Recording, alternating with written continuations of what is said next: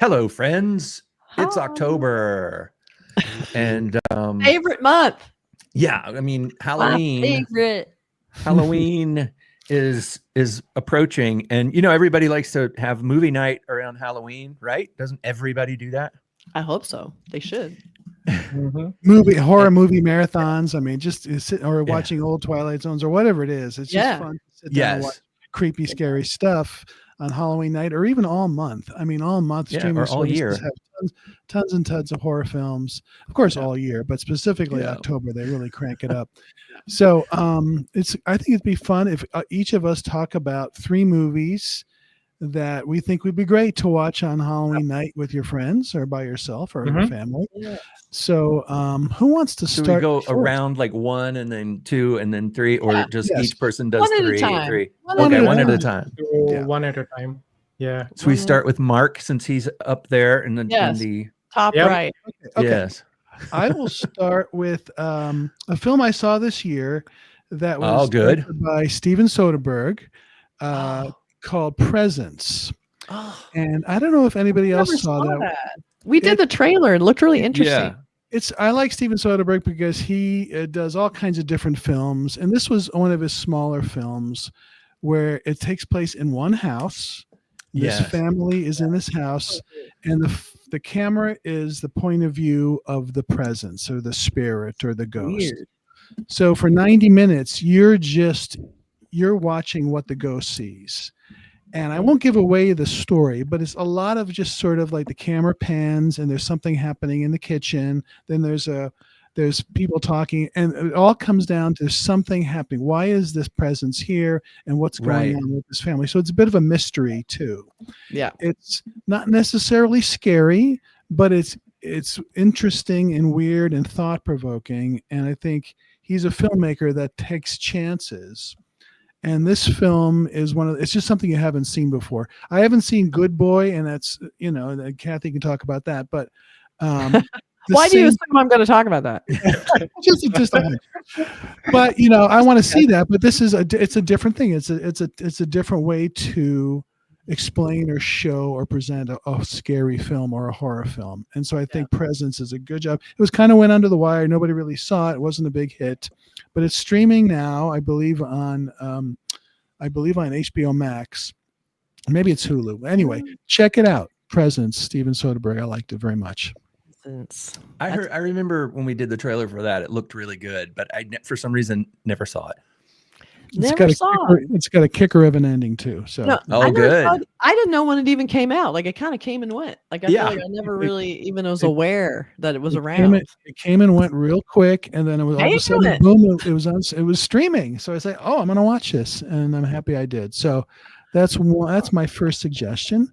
Ramesh, are you next? Oh, okay.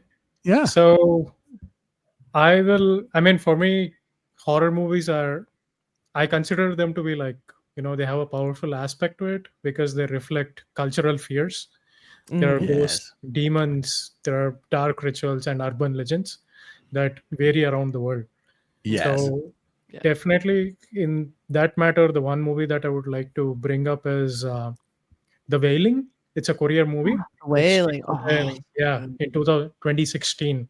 Yes. Now, this one explores rural superstitions, and there are like shamanistic rituals.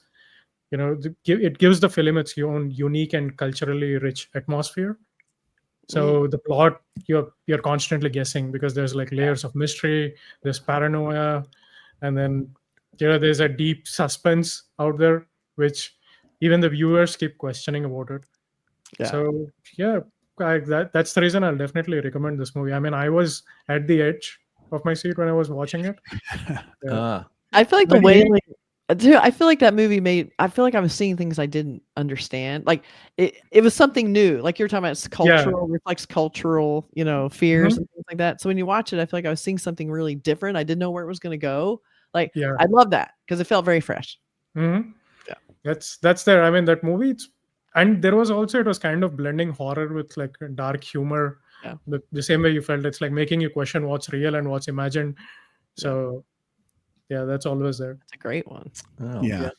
I love The Wailing. I thought it also just took you to a different place. Like this thing, like in the farm, Really the country of Korea. It was just like so different and interesting. Yeah. And the acting was quite good. So that's a great film. So it's really good. yeah, I'm with you there, Ramesh. Yeah. So far, really good. Two really good ones, I think. Yeah. Opposite ends of the spectrum. The specter, I guess I should say. Yes. So how are we going to go counterclockwise or? No, you're up, Burk. Am I up? Okay. We're going backwards because it's Halloween. Backwards rotation, the clock. Turn the clock scary back. and disorienting. Well, I'm going to go with a Japanese film, which I really love this film. It's in the 60s, there were these Amicus films that were like anthology. They were based kind of on the old EC comics because they were called, Tales from the Crypt and whatnot. They were named after the comic books, the old EC comics. And they had, Christopher Lee and everything, and they were beautifully made anthology. I always love that, where you watch a movie and it's like maybe 3 or 4, maybe 5 short films strung together with a theme.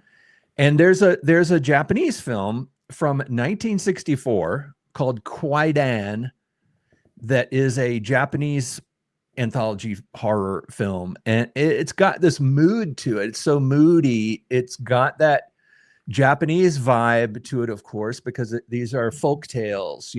They're based on Japanese folk tales, and the stories are not, obviously they're not like American or British horror short stories, but they still have the impact. They still have the mood and the creepiness and the creepy twist ending type thing.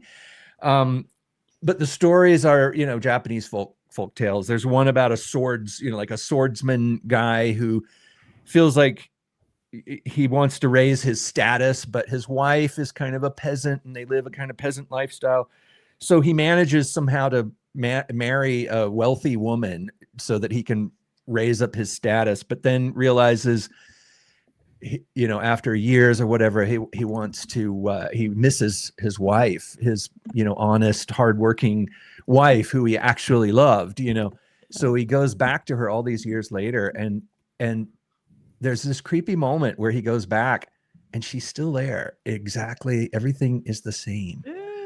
And yet things seem older, but she's still there, sort of like washing clothes. And there is another level of creepy. I don't want to give anything away, but it's that kind of like that is one of those moments of like all work and no play makes Jack a dull boy.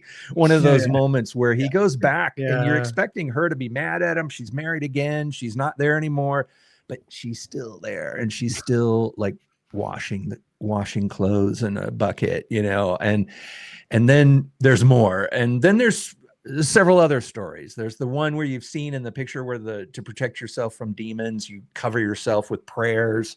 And you've seen this thing, but the demon comes and kills you, right? But the guy covers himself. He protects himself with all these prayers. He writes the prayers all over him in ink or tattoos or something, but he forgets to do his ear. Oops. And so anyway, I won't go into any more, but there's short stories like that. And then there's one called In a Cup of Tea. One of the stories, another one, the woman of the snow. They're great stories and they're really beautifully shot. The cinematography is amazing. Masaki Kobayashi directed it. It's not Akira Kurosawa. But I love this movie. All right. I think it's a great. I've never seen it, so I'll check it out. But I've definitely going to watch that. Yeah. I love anthologies, just in general. Yeah, and this is good. You get enough with each of the story. It's like sometimes you feel like a short story, you didn't get enough. Yeah, it's not long enough. But these are good. It's perfect. They're kind of like those Japanese version of a good Richard Matheson. Oh, nice. Twilight Zone kind of thing. Cool. Quite on. Okay. All right, Kathy, you're up. All right. Well, I'm just going to bring out the big obvious one because it's probably my favorite movie this year. It's Good Boy. So nice. Bring that up. I love Good Boy because I loved everything about not only the execution, but the story behind it, where it was just this this husband and wife. He was a film professor at a school, and they had this great dog, this special dog, and they were like, let's do a movie at home. Like, let's make a. They spent 3 years just shooting the dog, doing different scenes, and it's how long it takes to work with Yeah. animals. Trust me. yeah. So, but they had no budget. They were just shooting this movie at their own house. Like the set in the movie is their house. Like everything's like sort of do it yourself, right? Yeah. It's so beautiful and restrained. Like it's eerie, it's slow burn. It's not like comical, like through the dog's eyes, you know. Right. You're more like you're with the dog, you're seeing his point of view, you're seeing reaction shots of the dog. The camera's always kind of low and looking up, you know. It's not, but it's done in a really artful way. It's not trying to be funny or goofy. It's taking its concept of this dog being taken out to this house in the middle of nowhere, which is always great. His owner is very ill, and he just wants to get away from it all. Like he's tired of everyone fussing over him and being in hospital, so he just wants to go. And that's another thing too. You never see the people that's like you're seeing like their silhouette or they're cropped here. Like the whole thing is dog and then hints of people. So I love that too. So it's this gorgeous film. It's only like an hour and 15 minutes. So what was also great is that we saw this, and it has some genuine scares in it. The woman behind me was screaming, so that's something. but they kept it kind of, you know, it's the whole thing about it's a dog sensing things in the house that we don't sense. Like there's this different plane of awareness. So they play around a lot with that. Like what's scary to us is what we don't know. And so you're kind of seeing it through the dog's perspective of he's sensing and seeing things in the house that the human just isn't aware of, you know. So that was great. But they have a thing at the very end of the movie.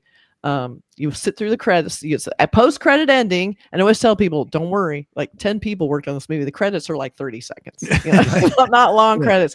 And then they cut to it and he goes, hey, everybody, you came to see it in the theaters. I have an extra treat for you. And it's him sitting there with Indy, who's the star of the movie. And they show how they made the movie. And so you get to see him in his house, you know, trying to get the dog to, you know, do what they want it to do. And they're like, how did you get the dog to look scared? How did you get it to look so worried? He goes, well, this is how. And so they show a great scene of the dog sitting on the couch, and the guy has his camera on the dog, and he's like, dog, run, like making these weird noises. The dog's like, what is that? And so they have a great, but they talk about the theory of, they show the scene when you show a person's face and then you show something else, you're informing that expression with what you see.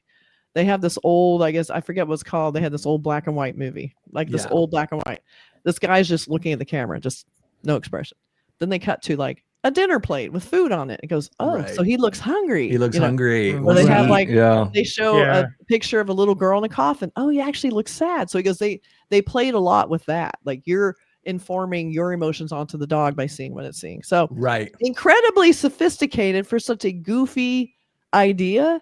But it was, what I also love is that it has become like one of the biggest movies that Shudder and IFC have ever done. It made like $3 million at the box office, which is huge, crazy. As for them, especially, it was made for like 50 cents, I think. So those are dog food. And I love that they were able to find success in something so unique and just good filmmaking, earnest filmmaking, and then having this incredible dog who's just extra special. And they also have done like point perfect promotion on this movie of leaning into the fact that we made a movie about a dog and everyone's worried about the dog. Like they're not going to see that movie if the dog gets hurt. So the director's out there going, I don't kill the dog in this movie. The dog lives. So he's actually giving it away. And I love that they have all this footage of him like on Hollywood Boulevard and he's sitting in front of his poster. Like they're being really fun with it. So I think that's it's gone viral because it feels so sincere, you know, everything about it. So sweet. And it is scary. It's not like gory, but it's super spooky and eerie. It's about an evil presence in a house, and it has this super, as all good horror does, super heartbreaking understory that just informs the whole thing. So it's really good. I highly recommend it. Yeah, sounds like a good one. Yeah, I want to see my review. Okay, that's cool. And Kathy did a separate review of this film too. That's good too. She goes into a little bit more detail in it if you check that out in the list or wherever it is. That's right. We'll have a little link to the thing. But check it out, and I hope you enjoy it. I want to see it. Nice review.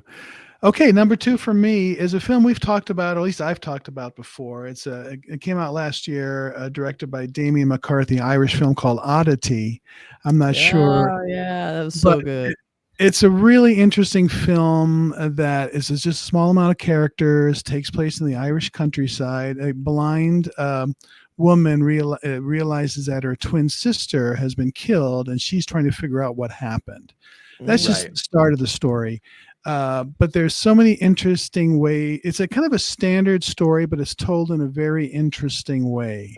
The director has sort of started with this prologue that's really scary, almost like this is the beginning of the original Halloween. You have this prologue and it's like really creepy. And then it sort of backtracks and flash forwards 1 year. And then, you hear what happened a year later. She's dead, but then you go back to what happened originally in the story. And then it just gets really creepy and scary and weird. And there's this wooden sort of, statue that's just so odd and crazy and weird. I just thought it was really smart. And I like this director very much. I think he's got a really great film in him. I think this is a really good one. And I think it's a perfect Halloween film. That was really good. I agree. I liked it. You told me to watch it and I watched it and it was unique. Super unique and not like any other. I can't compare it to any other film. I mean, you can see little bits in there that are kind of tropes of horror films. Sure. But the way it's done, the way it's put together, the way the story is told is you don't know what is coming. And you said the thing about the weird wooden statue. It's like, what is that? And what's going on with that? And it's like, so weird. And it just sits there, and it's the movie has so many beautiful, and just the nature of the house that they live in. I always like it when a house becomes a part of the story, or the shape of the house, or the way the house is built.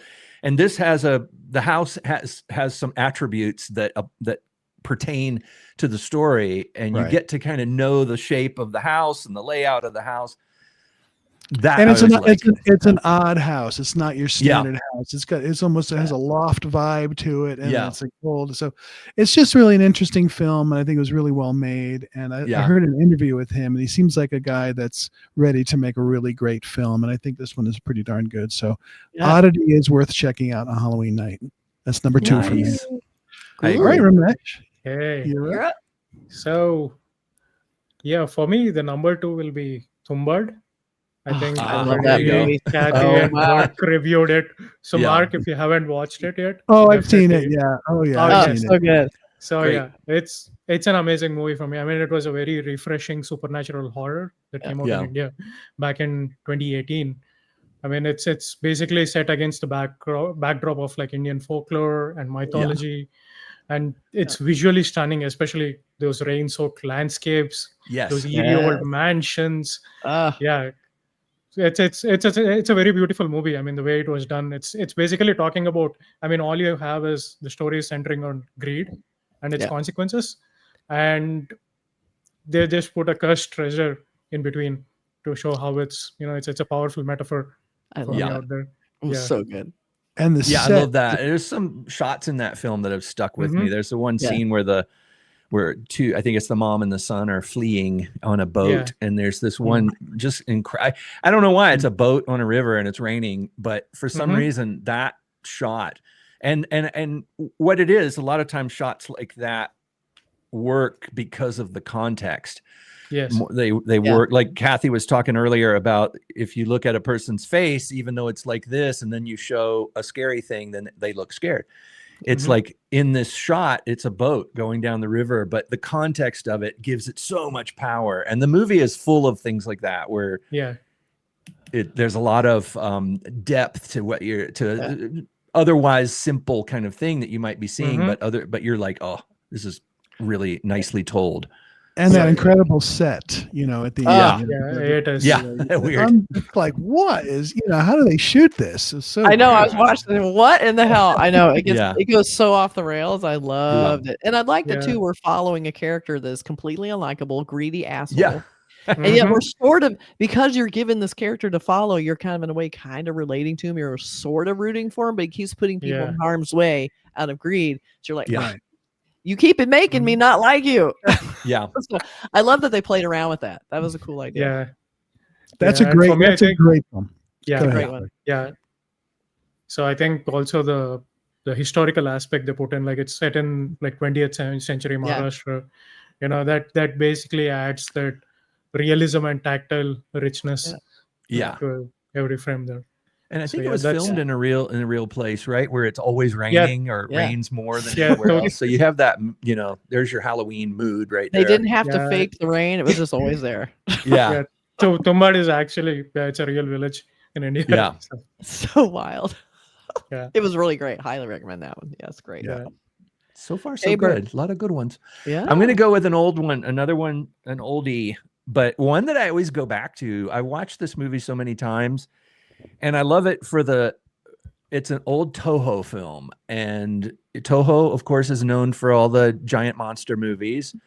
But this one has monsters in it that qualify, I think, as kaiju because they are strange beasts, but they're not giant. They're not giant Godzillas. They're mushrooms. And the movie is Matango. It's called Matango, and the English title is Attack of the Mushroom People, which I think probably sends a lot of people running in the opposite direction when they hear Attack of the Mushroom People. It's going to be about a bunch of mushroom monsters attacking people, which it kind of is, but not. Kind of is. Yeah. When you're talking about Tumbad, you're talking about greed and the idea of putting people at risk for your greed and all that. This movie has that, but the main thing that Matango has for me is just the mood of it. It's, I mean, what a classic setup for a story. A bunch of people on a yacht, they're out having fun. There's a horrible thing that happens and they shipwreck and they land on this classic, creepy island, right? And there's another shipwreck on the island, which kind of makes you feel like, oh, this is a shipwreck area, so probably, and nobody has come for this ship, so probably nobody is going to come for us, and it's dark and creepy, and there's that great, the soundtrack is great. It has those sounds that you hear in some of the early Toho films. The soundtrack adds a great ambience to it. The set dressing is incredible. They start to realize on this island, these people, they're like, what are we going to eat? And they really can't find very much. Mushrooms. And then there's these mushrooms. They're delicious. There's evidence to suggest that it's not safe to eat those mushrooms. But then they get to the point where it's like what happens to you when you eat these mushrooms is so horrible. But then the people get so hungry that it's like, I'm going to go ahead and the idea that you would get so desperate, you're so hungry. And anyway, I won't give it away. I don't want to give away the ending, but the movie is so moody.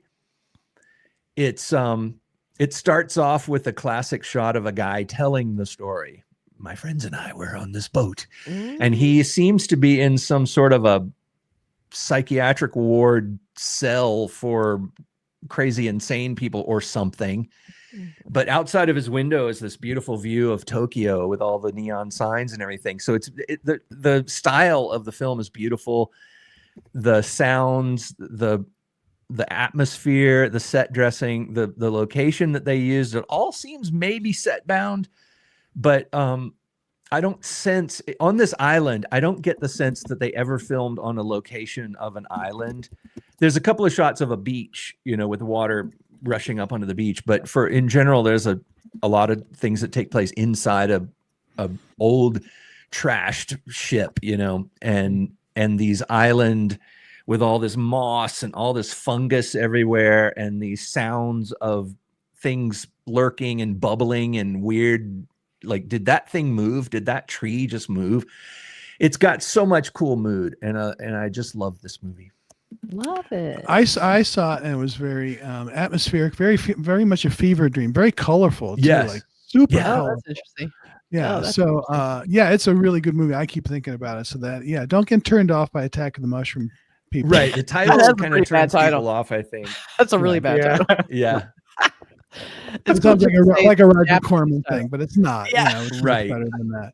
That's so true. Yeah, good choice for a classic. Attack of the whatever. Yeah, exactly. Oh my god. All right, Kath, what do you got? All right. So I'm sticking with like the new stuff. Cool. New horror movies. So I'll give you the 2025 stuff. But I think one of my biggest surprises this year, and I think it would be a blast at like a Halloween gathering or something, is Final Destination Bloodlines. Oh. That should not have been that good. Like, I was like, I like Final Destination. It's fun. It's kind of crazy and trashy. So when we were watching this, I'm like, Bloodlines, let's watch it. That movie was so freaking good. Like, they leveled up everything. Like, what's so unique and fun about Final Destination is they have these sort of Rube Goldberg kind of scenes where someone's going to get killed. That they're basically, the context of the film is you've escaped death. Death doesn't like that. So he's going to come and get you. And so he's stalking you forever, which technically it is anyway. But I'm just saying, they're trying to get those people back early. So they're going to get killed in some weird random way because that's what death wants to do. Right. So you don't actually see death, but it's coming for you. Right. Right. So this whole thing is based on this woman who escaped death way back, like I think it was in the 60s or something. Yeah. And this incredible scene where they're all dancing at the top, look like the Seattle Needle, like this big... the top Space of the Needle. Tall, the Space Needle, tall, skinny thing, and they're all dancing, and the whole thing starts collapsing and breaking and has glass floors. Unbelievably done, right? So this woman somehow manages to escape this insane death scene. So she's been hiding out ever since, but the rules are whoever is the descendants of this person will also be in line to be taken out because this person should not have been alive. Right. Right. So they should never have been born. Right. Right. So these people are under like a deadline, basically. So they have these incredibly original, unique sort of set pieces, but they never end the way you think they're going to. And they always start in kind of this harmless way, like they're having a barbecue. It's in the trailer. They're having this barbecue and everyone's having fun. And, they'll have all these fake outs of like someone's like, scooping ice, the glass falls into the ice. Right. They don't notice it breaks. They're putting the glass into a drink and people are drinking it, so you think that's what it's going to be. And the whole time you're just cringing. What's also great about this is the one girl who thinks she's got it all figured out. So I love that because she thinks she can cheat it and find out a way. And it sounds like a good idea. Does it work? I don't know, but be sure and stay to the very end to find out because it's spectacular. All right. So I really recommend that movie. It's a super fun, trashy movie. They did it really well produced, beautiful sets, super gory, great stuff. So take a look at that movie. It's super fun. I liked it very much, and I agree with you. It was way better than it needed to be. Like they really said, let's make this one really smart and interesting within that world. Final Destination. So it's quite good. Yeah, some good filmmakers having some fun. Yeah. Okay, I'm going to go for something a little bit different. I love movies. This is what blows me away about streaming. Like a movie comes and goes, you never hear about it. Then you sort of take a flyer on it, you watch it, and you're blown away. You're like, where? Nobody's talking about this movie. Yeah. It came and went. But the first scene, first of all, the movie is called Strange Darling. I don't know if any of you have seen that one. Written and directed by J.T. Molnar, who wrote The Long Walk, the new Stephen King one. He wrote the screenplay for that, which is getting good reviews. I haven't seen it. It is getting good reviews. I will say, Good Boy kicked its ass at the box office. I'm just saying. And it was made for a lot more money. It had Mark Hamill. Yeah. So I'm just saying, Good Boy. It'll be good for streaming probably, but I'm going to see it. It's supposed to be great. Yeah, but this one is immediately, first of all, shot on 35 millimeter. Giovanna Ribisi is on film is the cinematographer. It's beautifully shot. It's in gorgeous colors, and it's about a serial killer. And it's a 97 minutes. A serial killer is chasing somebody, and it's based on a true story. This is an actual serial killer from the 1980s in the Pacific Northwest, I think, somewhere in Idaho. What was his name? Is he a famous one? Her name. Her name. It's a woman. Hence the title, Strange Darling. Strange Darling. Oh. Yeah. And it's really good. Kyle Gallner's in it, who you've probably seen before. He's kind of a smoldering guy, and then Ed Begley and Barbara Hershey are a couple that pop in for a couple minutes. But it's nonstop. It's one of those. Barbara Hershey. It's 97 minutes of just forward motion, and so it's not scary, but it's kind of intense, a thriller sort of thing. And I thought it was kind of an overlooked, great film, one of my favorites from 2024. That's super cool. Wow. Yeah, check that one out. I can't believe I missed that. I try and keep up with all the good horror. It's on there. It's available to watch now. So That's why I'm here, people. That's why we're here. To bring up the little nuggets you might have missed. Right. Or the big glossy ones you did miss. All right. Ramesh? Okay, for me, I'm gonna tone it down, change the subject a little bit. I think I'm gonna go with Everybody a calm down. zombie comedy. So Okay. I'll pick Shaun of the Dead. Ah, You Uh, cannot beat that movie. It's so yeah. good.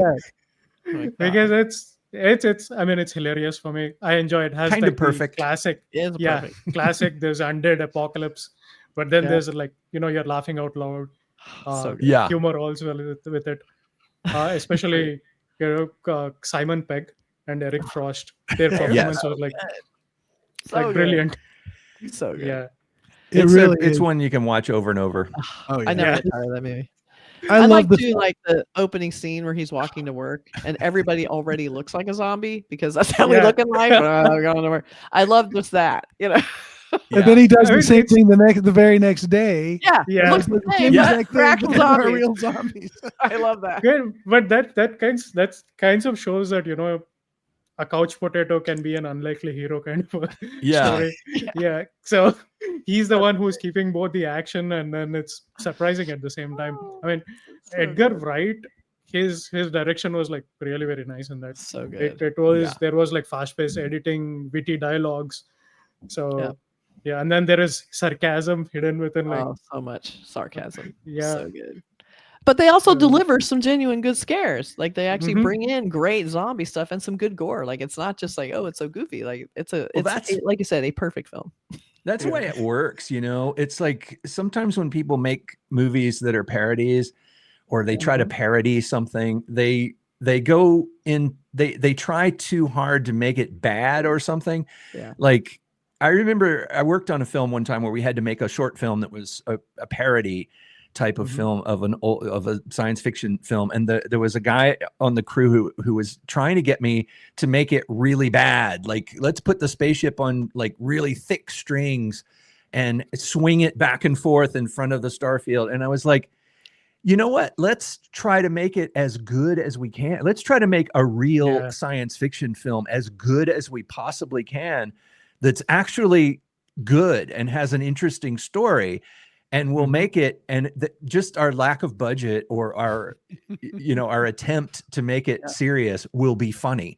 And that's what Shaun of the Dead, it's like it's like, it's got jokes and everything, but they were also trying to make there is a real zombie horror film inside this movie. Absolutely. The characters the humor was based on characters. It wasn't just like goofy stuff. So And they weren't making the zombies fake or stupid or dumb or they were like scary zombies. So good. That's what's so great about that movie. That's a great choice. That was a really good And it's one. a fun Crowd Halloween movie to watch too, to get the gang together. Everybody loves it. So good. All right. All right, I have another one. This is a divisive one. Sometimes people either love it or hate it. And Let's see where we stand on it. It is one of the weirdest movies I've ever seen. And its weirdness actually grants it this bizarre, surreal creepiness that on the surface it seems just lunatic film made by inmates who got cameras, like in insane asylum, but the movie is called House. Oh yeah. It's another Japanese film. My theme this year is Japanese films. It's called House. It was made in 1977 by a Nobuhiko Obayashi, who actually go online and look it up. I'm not going to tell the whole long story about how this film was made, but that is fascinating. The way that this film was made. I'm just going to tell you what it feels like to watch this movie really briefly. And what it is a crazy fever dream. If you've ever had the fever kind of dreams where they don't make sense. And not only do they not make sense, they don't even exist in a world where sense exists. You know what I mean? They exist. This film is outside of reality so far, but it has a story. And it's about a bunch of young girls who go to their auntie's house And that's about all I'm going to say. And the auntie's house is weirdly haunted by entities that I can't even begin to describe. Things happen. Girls get their heads cut off and they fall into the well, and then the head comes back to life by itself.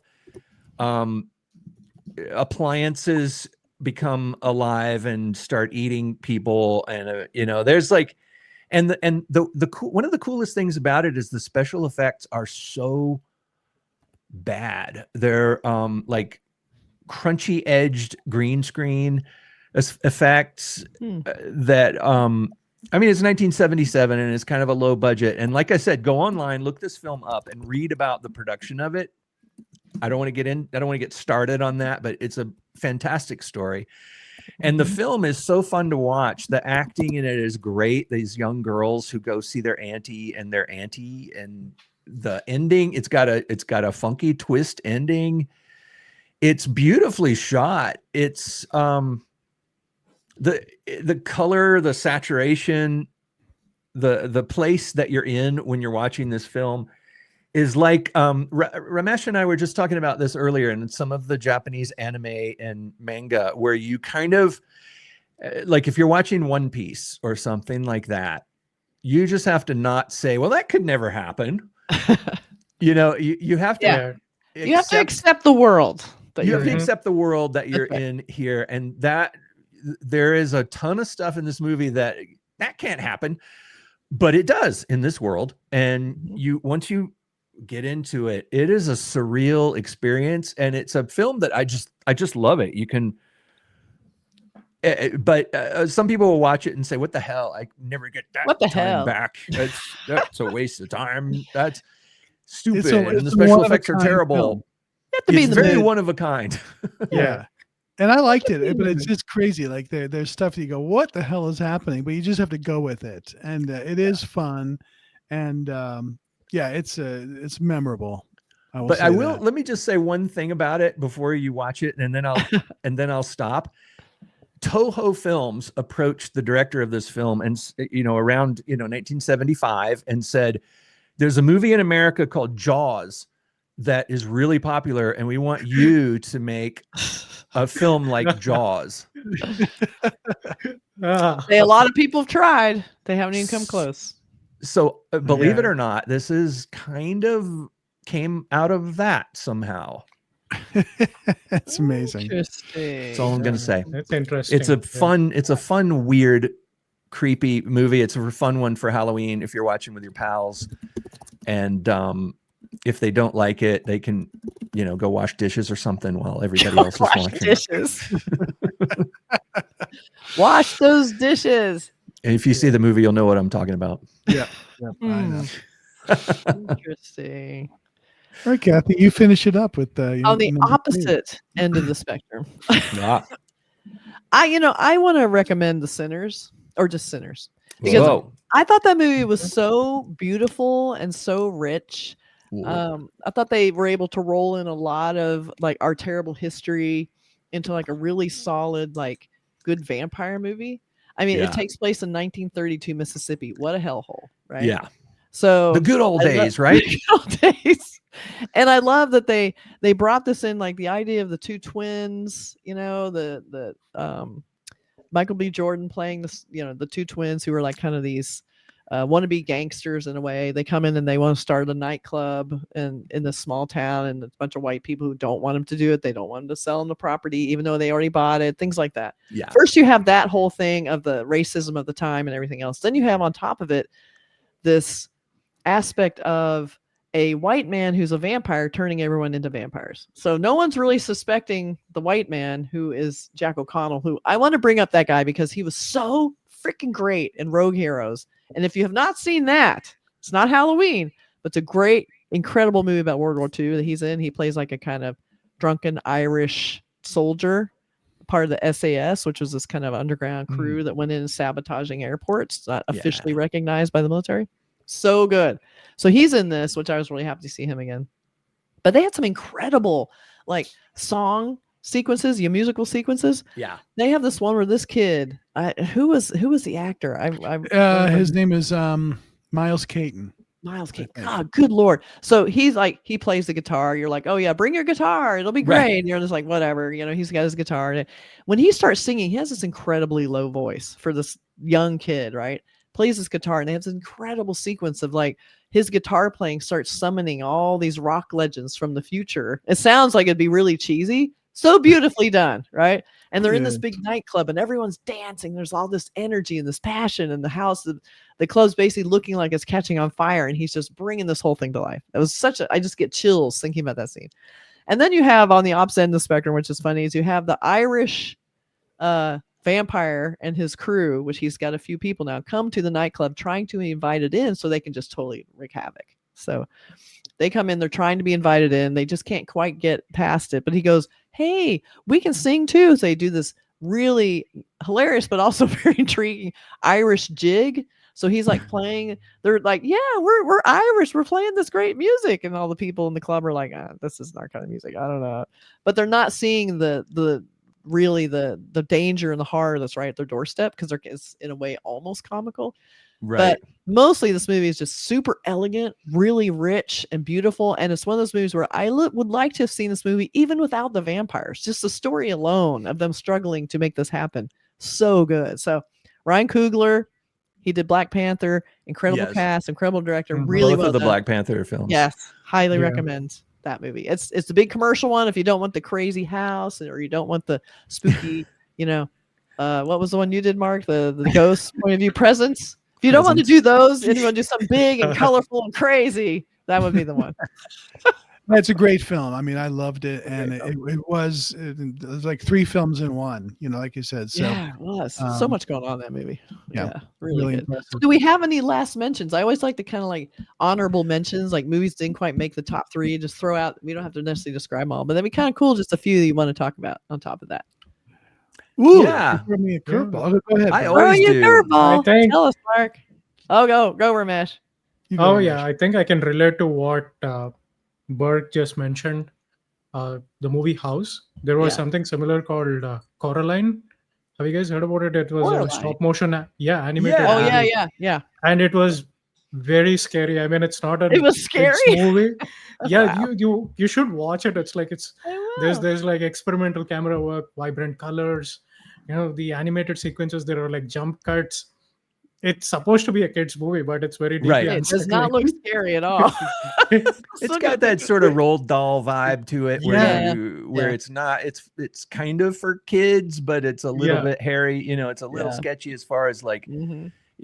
I mean, like Charlie and the Chocolate Factory, Willy Wonka is a little bit edgy too. There's a lot of scary moments in that, but I think that's important for kids. I think I think about the scary things that I saw when I was a little kid, and the things that kind of sent me on a trajectory into the film industry and things like that. It's like that's right. They scared me, but I think it's all right. It's okay to be scared. But that was a good one. I love it's beautiful, the style of it and everything, the animation. Can I say a series real quick? Yes, absolutely. Sure. I really like the Eternaut. Is that the? Oh yeah, that was great. Argentinian series, and based on a book. Really it's like 6-7 episodes, and it's really kind of dystopian. It's end of the world. What's happening? You follow this group of people. They don't know what's going on.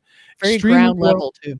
Very ground level. It's like if you were in your house and something weird was happening. You're like, what's going on out there? Yeah, and that's what the whole and you're hanging out with that group. So I recommend that highly. I think there's a season 2. Can't wait for it. Really good. Yes, I can't wait. I did not want it to end. Like I'm watching it going, don't let it end. I was like, please let there be a season 2. Yeah, so good. But there will be. I love that's a really interesting one too to look up, to Google. The story behind that is really tragic and sad. But it's a fascinating story about the lengths that some artists will go to tell their story, and it's a comic series. I have there's like a big fat book that they put out a while back that collected all of the Eternaut comic stories. It's like a giant graphic novel and beautifully illustrated and translated into English, fortunately. But very, very recommended. But there's a sad story underneath it, as there often is in horrible you know, autocratic dictatorships and Yes. things like that. Yeah, artists are not appreciated in those things. Right. No. That's very true. Burke, what do you got? Some last minute call-outs? I'm just gonna go with my theme of you know, the Japanese stuff that I like. That's kind of scary. Onibaba is another one that was made the same year as Kwaidan, 1964, believe it or not. But it's a kind of moody. It's another moody, atmospheric kind of thing, I guess, in the sense of like, you know, the Japanese folklore. But I don't want to go too much into the story. This is just honorable mention. But that's a good moody, kind of ghosty, kind of creepy people going through the woods, and there's scary stuff going on, and it's beautifully shot, but it is kind of a bit surreal, you know. It's right. Be like surreal. Cool. Yeah. Good. Surreal. Oh god. No. There's another movie. I'm kind of going on like the big colorful crazy ones mostly, but there's The Monkey, which was Oz Perkins. That was Oz Perkins, makes very artful, very strange little movies, but on this one he was just cutting it loose, and he had this great concept of a cursed monkey, you know, those little clapper monkeys that you wind up and they clap, and when that thing starts going, monkey shines. When that starts doing that, death happens. So you can't necessarily control it, so you have to be really careful when you use it, but some people want to try and use it, right? So that one was great because it was Oz Perkins just having fun. You could tell he was just having fun. The gore was just out of control. It's so funny. And then just as a little quickie, I'm just going to throw in here, The Ugly Stepsister, tiny film directed by Emily Blingfeld, I think is her name. It's kind of the Cinderella story told from the ugly stepsister point of view. Okay. And how terrible she was, and how she hated the Cinderella character. And it's just this little tiny body horror. You know, why can't she be more beautiful like her sister? The things she'll do to try and make herself beautiful. It's kind of almost like The Substance, but back in the day, if you can imagine. Really freaky little movie. So there you go. Excellent. Lots of good stuff for October. Halloween movie night. It's coming soon. So get ready. Pick your movies. Pick them. Let us know in the comments if you've seen any of these movies and what you would recommend. And then what is your movie night, your Halloween movie night recommendation? And I mean, I'm sure you know some stuff that we don't know. No way. So let us know. No. All right. Thanks, everybody. Bye. Happy Bye, Halloween. everybody. Happy Halloween.